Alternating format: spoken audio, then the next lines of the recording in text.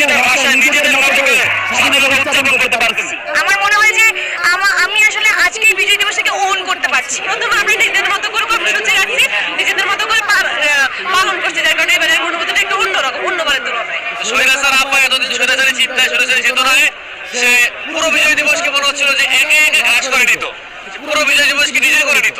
কিন্তু এবারে যে বিজয় দিবস এটা আসলে সবার সম্মিলিত। আমাদের হচ্ছে এই বিজয়